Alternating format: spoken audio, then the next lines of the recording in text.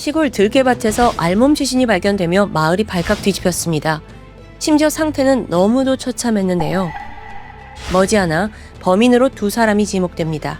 피해자와 매우 가깝던 사람들이었어요. 이 사건을 두고 판사는 말했죠.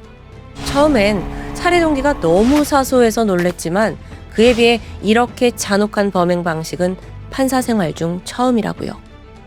과연 세 사람은 어떤 관계였을까요? 지금부터 파헤쳐 보겠습니다.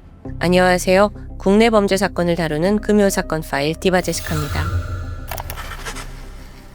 2017년 9월 19일 아침 6시 40분.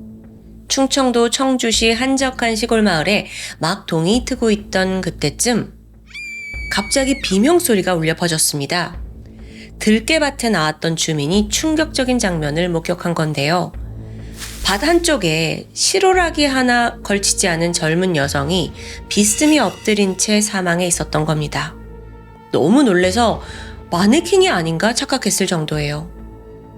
곧이어 신고를 받은 경찰이 현장에 도착을 했고 주변을 에워싼 후에 자세히 살펴보기 시작합니다.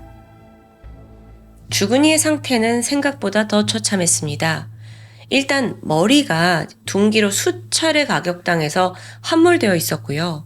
심지어 치아도 모조리 부러졌어요. 온 몸에 멍과 찢긴 상처가 가득했죠. 그런데 무엇보다 가장 엽기적인 건 성기와 또 입에 깻잎이 한가득 들어있었다는 점이었어요. 가학적인 성폭행이 있었던 걸까요? 근데 그렇다기엔 또 이상한 점이 있습니다. 대부분의 성폭행 사건에서는 주로 질이나 항문 내부에서 상처가 발견돼요. 그런데 시신에는 그런 손상이 보이지 않았습니다. 대신 외음부 바깥쪽에만 멍이 있더라고요.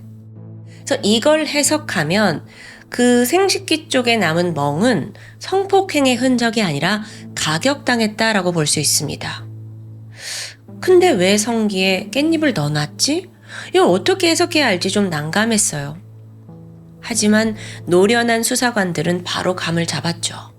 아, 이거 성폭행 사건으로 위장하려고 한 거구나 라는 직감이었어요. 좀 더 현장을 둘러볼까요? 시신은 뚝방길에서 들깨밭 쪽으로 굴러 떨어진 것으로 추정됩니다. 실제로 길 위 곳곳에 핏자국들이 떨어져 있더라고요. 뿐만 아니라 숲을 근처에서 피 묻은 쇠 말뚝과 쇠 막대 그리고 망치가 발견됩니다.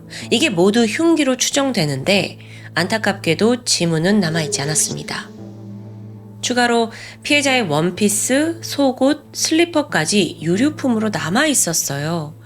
즉 이 말은 옷을 여기서 벗겼다라는 게 되겠죠? 수사관들은 여기서 사라진 물건들에 대해 주목하게 되는데요. 그건 바로 피해자의 핸드폰과 신분증이었죠. 범인이 이걸 가져갔다는 건 신원을 모르게 하려는 겁니다. 그렇다면 면식범일 가능성이 높아지고요. 이렇듯 현장을 보면 치밀하게 흔적을 지운 듯 하지만 정작 가장 결정적인 단서를 범인이 두고 갔어요.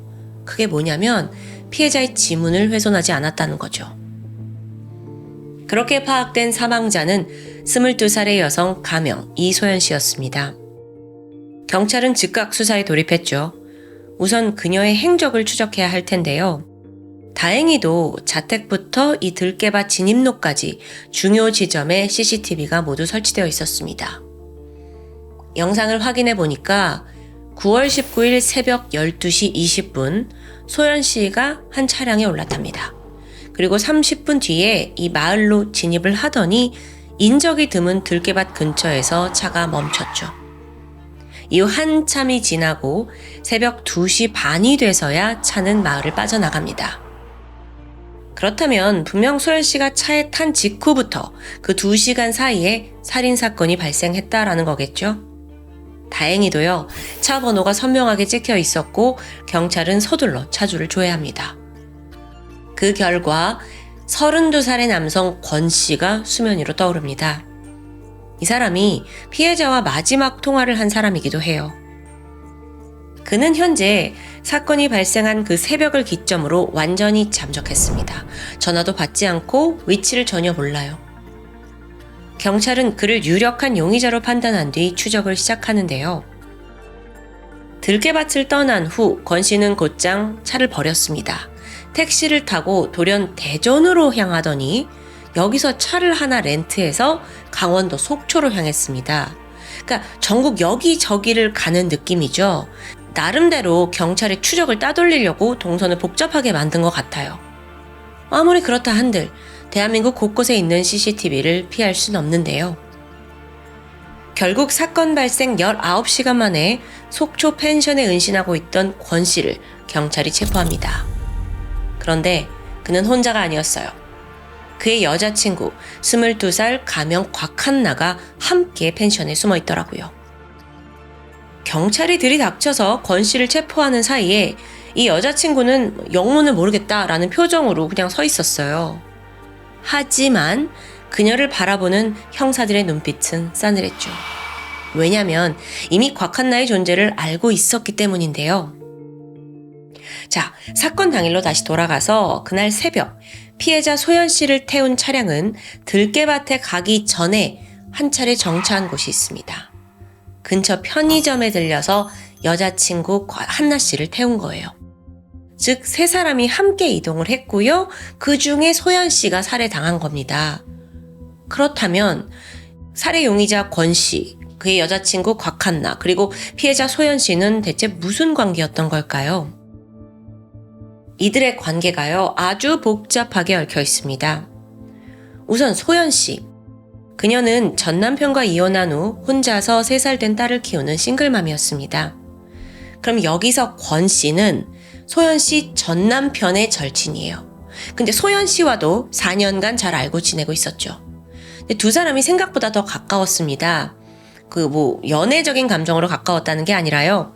소연 씨가 이혼을 한 후에 이제 혼자가 되다 보니까 종종 아이를 맡길 데가 없었어요. 그래서 그럴 때마다 권 씨에게 부탁을 했을 정도죠.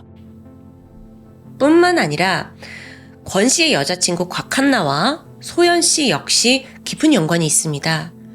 알고 보니 이 두 사람은 초등학교 때부터 알고 지낸 15년 지기 동창이에요. 그러니까 이거 정리하면 친한 친구와 지인 그리고 연인으로 다 묶여 있는 거죠. 자, 다시 사건으로 돌아와서 체포된 권 씨는 순순히 살인을 자백했습니다. 하지만 처음부터 끝까지 나 혼자 저지른 일이다. 여자친구는 아무 관련이 없다. 라고 주장합니다. 근데 그게 과연 사실일까요? 이 사건의 발단은요, 소문으로부터 시작됐습니다. 어느 날 권 씨가 여자친구로부터 이상한 이야기를 듣게 돼요. 자기, 진짜 어이가 없어서 소연이 걔가 사람들한테 뭐라고 하고 다닌 줄 알아? 지 애를 자기가 학대했다는 거야. 이걸 들은 권 씨는 곧장 격분했죠. 아니, 급할 때마다 내가 애를 다 봐줬는데 이제 와서 엉뚱한 소리를 하니까요. 어이가 없고 배신감에 치가 떨렸습니다. 아무리 이걸 무시하려고 해도 시간이 갈수록 괘씸함은 점점 더 커져갔죠. 그러다 9월 18일 밤 11시입니다. 그날 권 씨가 집에서 혼자 술을 마시고 있었어요. 그러다 문득 얼마 전에 들은 그 이야기가 떠오른 거예요. 화가 치밀었죠. 안 돼. 내가 이렇게 있을 수 없어. 내가 가서 따져봐야겠어. 그는 바로 소연 씨한테 전화를 걸었고 이 두 사람 사이에 날선 대화가 이어지는데 여기서 소연 씨가 그래, 내가 너 전화 기다렸다 라면서 당당한 입장입니다. 그러면서 뭐라고 하냐면 네가 내 애를 학대했다며? 네 여자친구가 그러던데? 라고 막 불같이 화를 내는 거예요. 이걸 듣고 권 씨는 혼란스러워졌죠.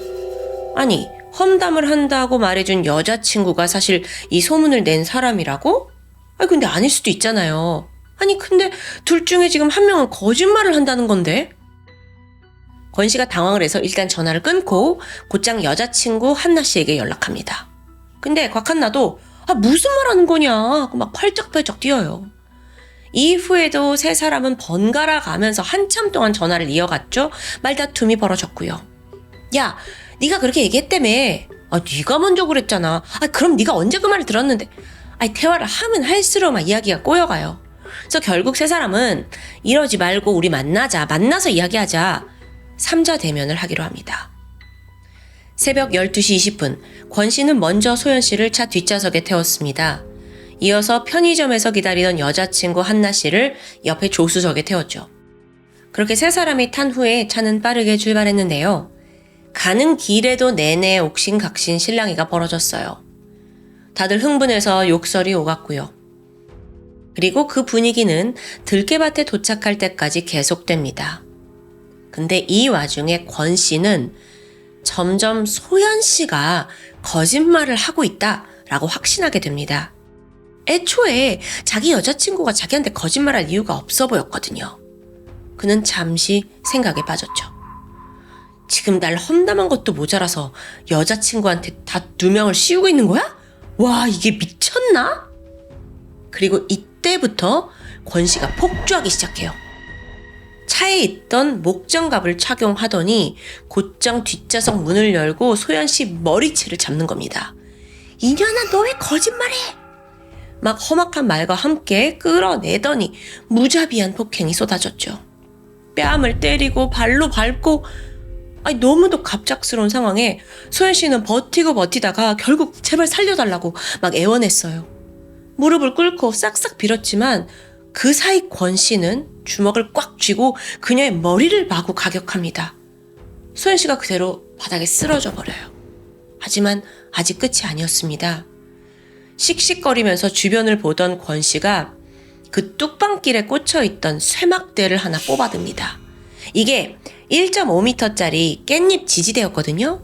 근데 이걸 들더니 그대로 소연 씨 얼굴과 몸에 막 미친 듯이 휘두르는 거예요. 그러다 보니까 곧 쇠막대가 휘어지고 말거든요. 그랬더니 또 다른 걸 하나 뽑아가지고 폭행을 이어갑니다. 소연 씨는 너무 큰 충격에 비명조차 제대로 지르지 못했어요. 으쓱거리기만 했죠. 그런데도 권 씨가 살기를 멈추지 않습니다. 아니, 오히려 권 씨는 여기서 멈추면 내가 살인 미수로 잡혀가니 차라리 깔끔하게 정리하는 게 낫겠다라고 생각한 것 같아요. 그리고 이때부터 상상도 하기 힘든 끔찍한 일을 벌이는데요. 권 씨의 머릿속에 떠오른 건 이거 성폭행에 의해 죽었다라고 몰아가야겠어. 굉장히 단순하게 생각을 한 거죠. 그래서 옷을 모두 벗으라고 명령을 했고 그 사이 본인은 트렁크로 가서 안전화로 갈아 신습니다. 안전화, 이게 이제 작업장 전용 신발인데요. 일반화보다 두껍고 튼튼하게 제작됐습니다. 특히나 앞코에 금속으로 된 보호판이 있는데 이걸로 사람을 가격하면 당연히 충격이 커요. 그래서 신발을 갈아 신은 거고요. 다음으로 그는 들깨밭 주변을 돌아다니면서 떨어져 있는 깻잎을 막 주워요. 그리고 이걸 소연 씨에게 주면서 성기 안으로 밀어 넣으라고 강압합니다. 와, 너무도 기괴한 명령이었어요. 그런데 소연 씨는 이미 죽을 뻔한 지금 상황이잖아요. 그렇기 때문에 거역할 수가 없는 겁니다. 그러자 권 씨는 마치 이 여자가 이제 소연 씨가 엽기적인 성관계를 당한 것처럼 조작하기 위해서 그녀의 성기와 허벅지를 가격하기 시작합니다. 막 발로 미친 듯이 밟아요. 그러니까 막 소연 씨가 비명을 지르면서 반쯤 정신이 나가게 됩니다. 그러자 권 씨가 최후의 일격을 가했죠. 차 안에 있던 쇠망치를 가져와서 그대로 소연 씨 머리를 가격한 거예요. 그녀가 쓰러지고 나서 다시 그 깻잎을 주워서 입 안에다가 밀어 넣었고 마지막으로 목을 세게 졸랐습니다. 무려 2시간 동안 가해진 폭행으로 결국 소연 씨가 숨이 끊어졌고 살인극이 막이 내렸죠. 권 씨는 이어서 빠르게 현장을 수습했는데요. 바닥에 막 핏자국이 떨어져 있는 거 그냥 대충 흙으로 가려두고 시신은 들깨밭으로 던져버립니다. 소연 씨의 핸드폰과 신분증만 챙긴 뒤 그대로 도주해요. 이게 사실 어떤 치밀한 완전 범죄와는 전혀 거리가 멀었죠. 근데 권 씨는 나름대로 잘 숨겼다고 생각한 것 같습니다. 이후에 그는 대전을 거쳐 속초로 이동했고 펜션을 잡아서 은신하고 있던 도중 결국 꼬리가 잡힌 상황입니다. 그리고 여기까지가 권 씨의 진술이었죠. 그런데 이 스토리를 듣다 보면 좀 이해가 가지 않는 부분이 있어요. 성폭행으로 위조하려고 깻잎을 넣는다? 핸드폰과 신분증은 챙기고 지문은 그냥 뒀다? 아니, 그것보다 애초에 무슨 근거로 자기 여자친구가 아니라 소연 씨가 거짓말을 한다고 생각했을까요? 그리고 거짓 소문을 냈다는 이유로 그래도 친구의 전 부인이잖아요. 그 전 부인을 이렇게까지 해서 죽인다? 이게 이 권 씨의 생각의 흐름을 따라가기가 좀 자연스럽지 않아요. 여기에는 그럴 만한 이유가 있었죠. 주 권 씨가 정신감정을 받게 되는데 여기서 경계성 성격 장애를 진단받게 돼요. 그러니까 쉽게 말해서 사소한 자극에도 감정이 극단적으로 크게 흔들릴 수 있고요. 그러니까 상대를 좋아하다가도 또 극도로 미워질 수 있고요. 조금만 무시를 당해도 엄청난 분노를 느낀다고 합니다. 또 충동성이 강해지면 과잉 행동을 보일 때도 있고요. 전체 인구의 2% 정도에 해당한다고 하는데 보면 사건 당시 권 씨는 배신감과 분노가 휘몰아치면서 그걸 폭력으로 풀어낸 거예요. 게다가 사람은 강한 분노를 느낄 때 시야가 좁아지거든요. 이걸 전문 용어로 터널 시야라고 하는데요. 그러니까 눈앞의 상황에만 너무 집중한 나머지 다른 요인들, 지문 같은 거, 그러니까 아무리 쉽더라도 놓치고 만 거죠. 권 씨가 딱 그런 상황이었던 겁니다. 어쨌든 권 씨가 이렇게 순순히 자백을 하면서 전말은 드러나요. 그런데 뭔가 속이 시원하지 않죠. 여러분 지금까지 이야기 들으면서 이상한 점 눈치채셨나요? 그 살인 현장에 같이 있던 여자친구 곽한나요. 그녀가 뭘 했는지는 곽 씨의 진술에 전혀 없었어요. 앞서 여자친구는 아무 관련이 없다라고 부인을 하기도 했죠. 그런데 2시간 넘게 폭력을 행사하는 동안 여자친구는 그냥 차에만 있었다? 이게 좀 이상한 거예요. 심지어 곽한나 입장에서는 자기 남자친구가 15년 지기 동창을 그렇게 지금 패고 죽이고 있어요. 근데 차에서 가만히 기다리고 있었을까요? 말이 안 되죠. 보니까 곽한나는 사건이 발생한 이후 아침부터 다음날 새벽까지 계속해서 핸드폰으로 무언가를 검색했어요. 범행이 발각이 되었는지 언론 보도가 나왔는지를 계속 확인한 거예요. 심지어 핸드폰 안에 결정적인 증거가 남아 있었는데요. 남자친구 권 씨와 차를 벌인 후에 같이 택시로 이동을 하면서 문자로 소통한 내역이었습니다. 이게 차 안에 택시기사님이 계시니까 들키지 않으려고 둘이 문자를 보낸 거예요. 근데 그 오고 가는 텍스트 중에 경찰의 눈길을 끈 문구가 있었죠. 망치 같은 건 아직 나오지 않았겠지? 생각해보세요. 범행 내내 차 안에 있었다면서요. 그런데 망치가 사용된 걸 어떻게 알고 있었을까요?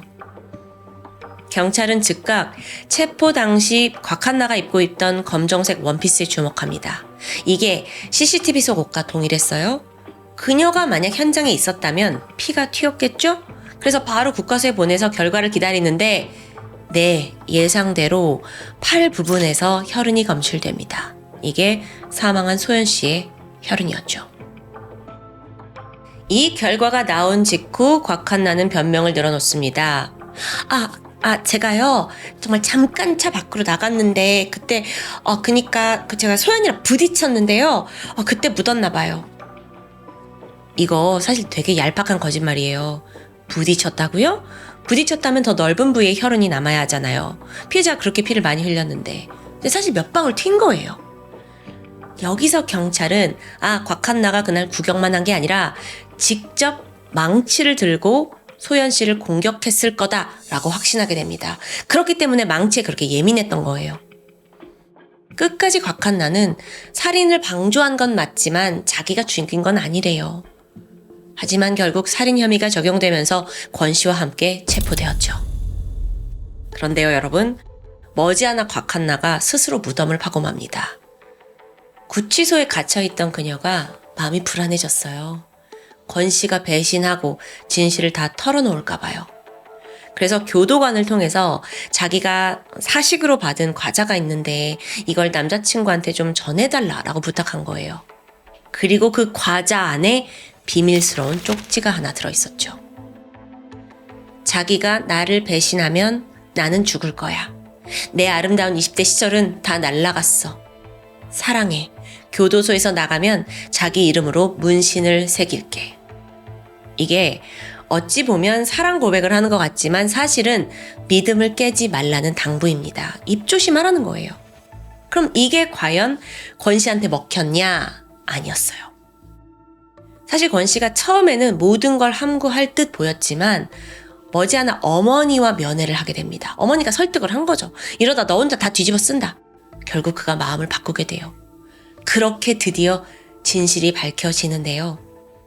대체 곽한나는 무슨 짓을 저지른 걸까요? 그리고 우선 왜 그런 소문을 내기 시작했는지부터 알아야겠습니다. 2달 전입니다. 노래방 도우미로 일하던 곽한나는 우연히 손님으로 온 권 씨를 만났고 연애를 시작합니다. 이 둘이 순식간에 불이 붙더니 동거까지 하게 되죠. 분명 행복한 시간들이었어요. 그런데 웬일인지 곽한나가 점점 불안해졌죠. 왜냐면 숨기고 싶은 비밀이 있기 때문인데요. 미성년자 시절 곽한나는 원조교제와 성관계를 대가로 돈을 받은 전적이 있습니다. 이건 절대 남자친구에게 들키고 싶지 않아요. 그런데 이 사실을 알고 있는 사람이 있어요. 그게 바로 남자친구 친구의 전 부인인 소연 씨였던 겁니다. 어릴 때부터 친한 동창이라 과거를 속속들이 알고 있었던 거죠. 그래서 그녀의 입을 막기 위해 한나 씨는 어떻게든 내 남자친구와 소연이의 관계를 멀어지게 만들어야 했어요. 그래서 이간질을 시작한 거예요. 친구야, 내가 지금 권 씨하고 살고 있는데 있잖아. 네가 애 맡길 때마다 그 사람이 애를 학대하는 것 같아. 막 거칠게 다루더라고. 이렇게 말하고요. 집에 돌아가서 남자친구한테는 속삭였죠. 자기 소연이 걔가 뭐라는 줄 알아? 지 애를 자기가 학대했대. 정말 왜 저래? 이 작전이 완벽히 먹혔습니다. 두 사람이 서로를 향해 막 으르렁거려요. 그걸 보면서 이제 연락도 안 하고 거리가 멀어지겠구나 생각했는데 돌연 3자 대면을 하자는 분위기가 형성된 거예요. 곽한나는 당황했죠. 다 같이 만나면 진실이 밝혀질 수도 있으니까요. 심지어 이 와중에 소연 씨한테 전화가 왔어요. 너 이따구로 굴면 네 남친한테 옛날에 너 원조교제하고 천박하게 살던 거 내가 다 까발릴 거야. 알겠어? 초조한 분위기 속에서 3자 대면이 이뤄졌습니다. 세 사람이 모두 모였고 차에서 설전이 시작되지만 다행히도 남자친구는 곽한나의 말을 철석같이 믿고 있었어요. 그러더니 오히려 막 내 여자친구와 나를 속인 거냐 라면서 분노가 폭발했고 갑자기 소연 씨를 끌고 나가더니 무자비하게 폭행을 하는 거예요. 그러는 사이 차 안에 있던 곽한나는 여유롭게 커피를 한 잔 마시면서 기다렸습니다. 근데 기다리다가 문득 이런 생각이 들어요. 잠깐만. 저 둘이 지금 밖에 있다가 갑자기 소연이 전현이 원조교제 이야기 꺼낸 거 아니야? 그럼 안 되지. 흥분한 그녀는 운전석 포켓을 열고 거기서 쇠망치를 꺼내서 밖으로 나갑니다. 그 당시에 소연 씨는 권 씨한테 머리가 잡혀가지고 무릎을 꿇고 있었어요.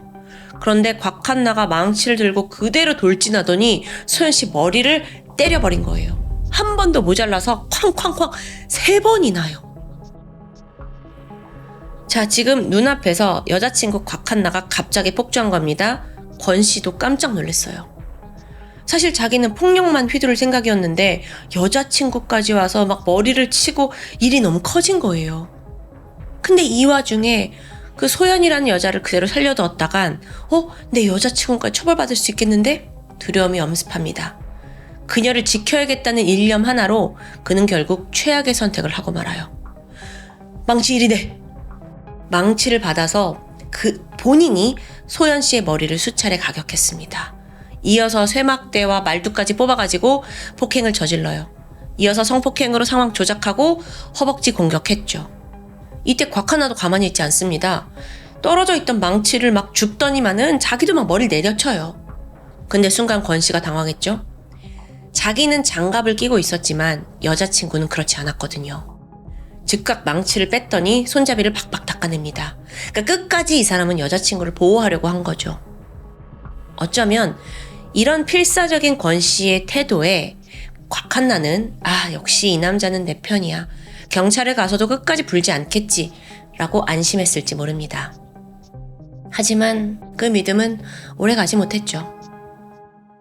권 씨는 진상을 모두 실토했고 머지않아 곽한나도 그걸 알게 됩니다. 그러니까 어떻게 나온 줄 아세요? 바로 돌변해요. 어머, 저는 차 안에만 있었는데 너무 무서웠어요. 왜냐면 제 친구가 죽으면 다음은 제가 죽을 수도 있잖아요. 그 사람이 그렇게 잔인한 사람이에요. 평소에도 막 폭력적이고 의심도 심했고요. 갑자기 권 씨를 질투에 미친 막 폭력배로 둔갑시킨 거예요. 그러면서 동거 중에도 나도 수시로 맞았다고 피해자인 척 연기하고요. 다행히도 그녀의 말을 곧이곧대로 믿는 사람은 없었습니다. 2018년 1월 1심 재판이 마무리된 후 선고가 내려집니다.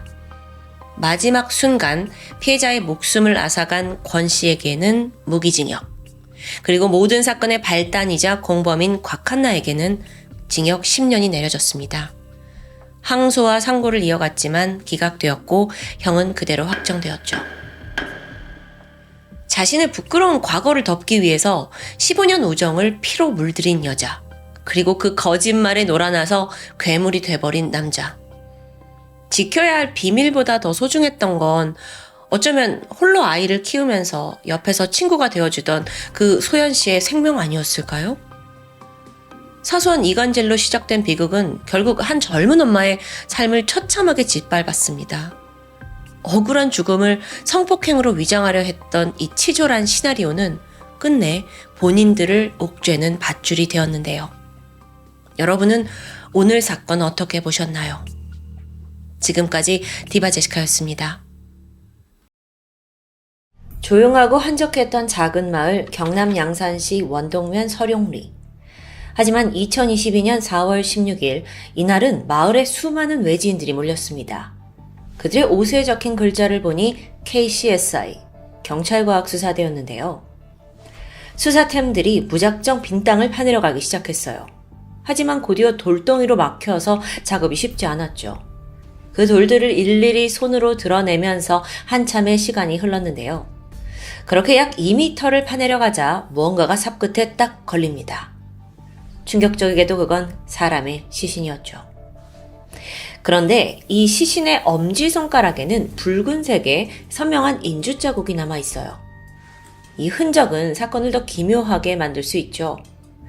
작은 시골 마을에서 발생한 전대미문의 살인사건. 우선 피해자의 신원은 부산 금정구에 살고 있던 55세의 의사 최 씨. 실종 신고가 접수된 건 약 9일 전이었던 4월 7일 아침이었습니다. 최 씨는 전날 밤 8시쯤 잠시 아는 사람 좀 만나고 올게 하고 집을 나선 뒤에 행적이 묘연해졌습니다. 이후에 아내는 남편이 어디 갔나 싶어서 가까운 지인들을 수소문했지만 행방을 아는 사람이 없었어요. 심지어 남편은 다음날 병원에도 출근하지 않았고요. 불안함을 느낀 아내가 결국 실종 신고를 하게 된 건데요. 자, 50대 성인 남성이 외출을 했다가 밤에 들어오지 않았다. 사실 이런 신고는 단순 가출로 여겨질 법도 합니다. 하지만 당시 신고를 접수받은 부산 금정경찰서는 이걸 그냥 흘려보내지 않았어요. 그들은 곧바로 최 씨의 마지막 행적을 조사했고 CCTV를 찾아내 확인한 결과 전날 집에서 나온 최 씨가 인도를 따라 걷는 게 확인됩니다. 그러다가 얼마 후에 자취를 감춰요. 어디 간 거지? 이렇게 길 한복판에서 갑자기 사라졌다는 건 중간에 자동차로 옮겨 탔을 가능성이 높다고 볼 수 있겠죠. 그래서 경찰은 최 씨가 마지막으로 목격된 시각, 그 인근을 지났던 모든 차량들을 일일이 조회하기 시작합니다. 차 번호판 확인해서 일일이 차주에게 다 연락해서 혹시 최 씨를 아십니까? 이렇게 물어본 거죠. 그렇게 범위를 좁혀가던 중 한 차주가 특이한 반응을 보였습니다. 그 시간대에 자기는 그 동네에 간 적이 전혀 없다는 거예요. 아니 분명 차 번호가 인근 CCTV에 찍혀 있는데도 불구하고요. 그럼 혹시 누가 차량을 훔친 걸까? 일단 차주의 알리바이는 확실했습니다. 그래서 조사해 보니까 누군가 이 차량 번호를 똑같이 복사해서 달고 다닌 게 밝혀져요. 수상하죠. 경찰은 즉각 그 CCTV 속 문제의 차량이 이후에 어디로 갔는지 경로 추적을 시작합니다. 그렇게 도착한 곳은 죽은 피해자의 집에서 약 30km 떨어진 양산시 원동면 서룡리. 여기가요, 워낙 외진 시골 마을이에요. 그래서 CCTV가 거의 없어요. 근데 분명 여기에 와서 무슨 일이 벌어진 걸 수 있잖아요. 그래서 경찰들은 주민들을 상대로 탐문조사를 실시했죠. 그러다가 극적으로 한 농가에 있는 컨테이너 CCTV가 설치되어 있다는 사실을 밝혀냅니다. 다행히 이게 마을 전경을 비추고 있었고요. 또 여기에 문제의 차량도 찍혀 있는데요. 자, 이렇게 실마리가 잡히나 싶었죠. 그런데 또 다른 문제에 부딪힙니다.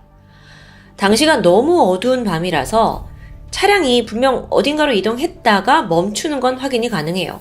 근데 정확히 어느 곳에서 정차했는지까지는 CCTV를 통해 알 수 없었던 거예요. 고심하던 경찰은 그렇게 희미하게 찍혀있는 헤드라이트 불빛을 따라서 정말 수백 번 화면을 분석합니다. 밝힐 때 찍힌 화면과 비교를 하면서 차량이 어디에 멈췄는지 다각도로 추측했고요. 여러분, 경찰이 이렇게까지 집요하게 분석하는 데는 이유가 있습니다. 여기까지 추적한 당시는 이미 최 씨가 실종된 지 일주일가량이 지난 상황이었어요. 그 사이에 최 씨는 전혀 생활 반응을 보이지 않았고요. 그러니까 이미 사망했을 거라는 불길한 생각이 들었던 거죠. 문제의 차량이 멈춘 그곳에 시신이 묻힌 자리일 수도 있다는 추정입니다. 당시 사건을 담당한 서무성 형사님은 차량이 정차했을 것으로 추정되는 장소를 일일이 다 둘러봤어요. 하지만 거기는요, 겉으로 봤을 땐 평범한 공터예요. 뭐 이 공터에 시신을 어떻게 유기하지? 그러던 중 서 형사님의 눈길을 끄는 물체가 있었습니다. 이게 아주 중요한데 바로 불그스름하게 산화된 콜라캔이요. 이게 왜 이상했냐면 이 둘러보던 공터는 수분을 전혀 찾아볼 수 없는 좀 척박한 땅이거든요. 근데 콜라캔이 산화되어 있잖아요. 이건 분명 수금을 머금고 있었다는 이야기인데, 그렇다면 이 캔이 원래 있던 장소가 땅 위가 아닌 축축한 땅 속이 아니었을까? 라는 생각을 하게 된 거예요. 그렇다면 이 땅이 얼마 전 파헤쳐졌을 수도 있겠구나 라는 결론에 도달한 거죠. 서 형사님의 분석은 정확했습니다. 서둘러 탐문을 해보니까 얼마 전에 포크레인이 와서 이 땅에 구덩이를 팠다는 목격담이 나와요. 경찰은 즉각 땅 주인을 수소문했죠. 주인 A씨는 맞아요. 얼마 전에 저희가 땅을 판 적이 있어요. 라고 순순히 인정합니다. 왜 그랬냐 물어보니까 지인의 부탁을 받아서 꽃나무를 심기 위해서였대요. 근데 어떤 지인이요? 그 사람은 40대 여성 심씨였죠. 그 땅 주인 A씨 증언에 따르면 지난 3월 31일 피해자가 실종되기 전인데 이때 심씨에게서 전화가 왔습니다. 서울에서 아주 좋은 꽃나무를 내가 가져오게 됐는데 이걸 좀 한 2, 3년만 A씨 땅에다가 좀 심어도 될까? 하는 부탁이었어요. 근데 거기가 워낙 비어있는 경작지였기 때문에 A씨는 흔쾌히 허락했고요. 그리고 3일 후인 4월 3일 포크레인 기사가 와서 깊이 1.3m, 너비 2.5m의 구덩이를 파게 됩니다. 그 자리엔 A씨와 그 지인 심씨가 함께 있었고요. 그런데 지금 이 장소에 나무는 보이지 않아요. 공터라고요. 그래서 알고 보니까 땅을 파놨는데 며칠 뒤에 심씨가 말하길 배송에 문제가 생겨서 나무를 옮길 수가 없어. 문제가 생겼다는 거예요. 그래서 별 수 없이 다시 땅을 덮을 수밖에 없었다고 말하는데요. 여기까지 확인한 서 형사는 그 구덩이 속에 최 씨 시신이 있을 수도 있다는 확신이 들었습니다. 그래서 주인에게 이 땅을 좀 파보자 라고 제안해요. 하지만 A씨는 무슨 소리냐, 말도 안 된다면서 경찰의 이 추정을 전혀 믿지 못했죠. 그도 그럴 게 그 문제의 지인 심씨가 내가 알기론 유능한 변호사인데다가 성격도 착하고 순수한 사람이라 절대 살인 같은 거에 연루될 사람이 아니라고 말해요. 글쎄요. 경찰은 여기서 혹시 우리가 땅을 팠는데 시신이 나오지 않을 경우에는 모든 걸 원상복귀하겠다라는 걸 약속하면서 강하게 밀어붙였습니다. 그렇게 드디어 4월 16일 감식반까지 동원돼서 대대적인 수색 작업이 시작된 거예요. 그리고 서영사의 예상은 적중했죠. 2m 정도 파 내려가자 땅 밑에서 실종된 최 씨의 시신이 발견됐습니다. 당시 땅 주인 A씨도 함께 있었는데 너무 놀라서 그 자리에 주저앉고 말았대요. 이렇게 시신이 발견된 직후 문제의 심씨, 이 사람이 유력한 용의자로 떠올랐고 바로 경찰에 연행됩니다. 처음 그녀는 범행 일체를 부인했어요. 하지만 CCTV 영상 있죠? 또 땅 주인 A씨의 증언까지 쏟아지면서 물러날 곳이 없었던 모양인데요. 끝내 자백이 터져나왔죠. 자기가 최 씨를 살해한 후 이곳에 안매장했다는 사실. 그렇게 심 씨가 밝힌 사건의 진상은 이러했습니다. 우선 모두가 변호사로 알고 있던 심 씨요? 그저 평범한 가정주부였어요. 그런데 주식 관련 온라인 사이트에서 활발하게 활동을 하던 중 그녀는 자신을 저는 주식 전문 변호사예요 라고 소개한 흔적이 나타납니다. 게다가 평소에 부모님은 고위 공무원이고 내 동생은 의사다 라면서 막 가짜 인생으로 늘 포장을 해왔던 것도 밝혀져요. 안타깝게도 이 거짓말에 피해자 최 씨가 속았던 겁니다. 변호사라는 심 씨, 그녀를 전적으로 믿고 큰 돈을 투자하게 되는데요. 그리고 투자 초기에는 사실 심 씨가 매월 수익금입니다 하면서 수백만 원에 달하는 돈을 입금해줬어요. 꼬박꼬박요. 그러니까 믿음은 점점 커져만 가죠.